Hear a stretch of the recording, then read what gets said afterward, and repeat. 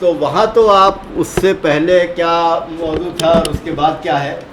اس کو اگر آپ نے اس کا جو ربط ہے یعنی کیا کنیکشن ہے اگر آپ نے سمجھ لیا تو اچھا ہے، اور نہیں بھی سمجھا تو کوئی حرج نہیں ہے، اس لیے کہ وہ آیت کلیئر ہے، یعنی وہ آپ کو ایک خاص بات بتا رہی ہے، شراب سے بچنا ہے، سود سے بچنا ہے، ناجائز چیزوں سے بچنا ہے۔ تو جو آیتیں ویسی ہیں جن کو احکامی کہا جاتا ہے، یعنی جن میں کوئی انسٹرکشن دیا گیا ہے، تو وہ تو اپنی جگہ مکمل ہیں۔ اس سے پہلے کیا ٹاپک تھا اور اس کے بعد کیا تھا،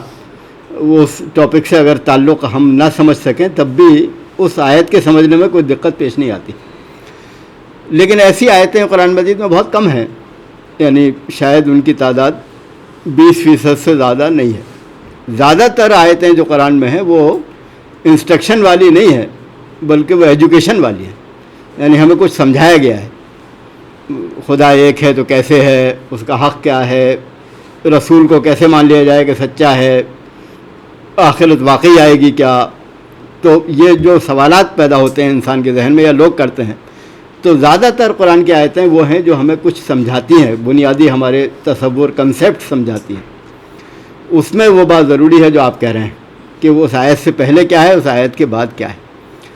تو پوری جو صورت ہوتی ہے اس کا ایک موضوع ہوتا ہے اور ساری آیتیں اسی سے متعلق ہوتی ہیں، مگر وہ آدمی کو تلاش کرنا پڑتا ہے، سمجھنا پڑتا ہے، اس میں محنت کرنی پڑتی ہے۔ تو یہ آپ کرتے رہیں، یعنی پوری صورت آپ پڑھ جائیں، ایک ایک آیت پہ نہ ٹھہریں۔ تو پوری صورت پڑھنے کے بعد اگر آپ معنی بھی سمجھ رہے ہوں یا معنی ایک ساتھ پڑھ لیں تو آپ کے ذہن میں ایک اوور آل ایک اس کا اجمالی تصور آ جائے گا جو آپ کی مدد کرے گا بعد میں۔ لیکن پھر آپ ایک ایک آیت پہ بھی سوچ سکتے ہیں، اور اس آیت کا ذکر، اس آیت جیسے ٹاپک کا ذکر قرآن میں اور کہاں پر ہے اسے تلاش کر سکتے ہیں۔ تو قرآن مجید میں اللہ تعالیٰ نے جو انداز اختیار کیا ہے وہ بہرحال ایسا ہے، یعنی وہ یعلمہم الکتابہ، وہ نبی جو ہیں کتاب کی تعلیم دیتے ہیں۔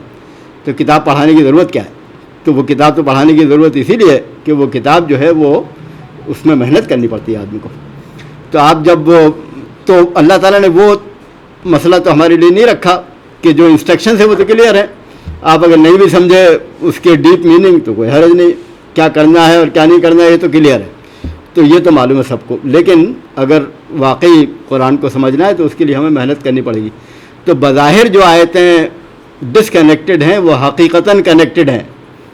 یعنی بظاہر جو ہمیں لگتا ہے کہ ربط نہیں ہے وہاں واقعی ربط موجود ہے، آپ کو اسے ڈھونڈنا پڑتا ہے۔ تو ابھی کسی وقت آپ لوگ اجتماعی مطالعہ بیان کریں اگر، تو اس میں وہ مثالیں آپ کے سامنے آ جائیں گی کہ کیسے آیتیں مربوط ہیں ایک دوسرے سے۔ تو پوری صورت کا ایک وہ ہوتا ہے، موضوع ہوتا ہے، وہ موضوع آپ تلاش کر سکتے ہیں اور اس سے ساری آیتوں کو متعلق کر سکتے ہیں، اور یہ کام آدمی مستقل کرتا رہے گا، جو حضرت علی کی روایت میں ہے کہ اس کے عجائب کبھی ختم نہیں ہوں گے۔ یہ تو سمندر ہے، تو لوگ نئے نئے نکتے نکال کے لائیں گے، نئی نئی باتیں ڈھونڈیں گے، وہ کبھی ختم ہونے والا نہیں، لیکن ہر آدمی اپنا سفر کر سکتا ہے۔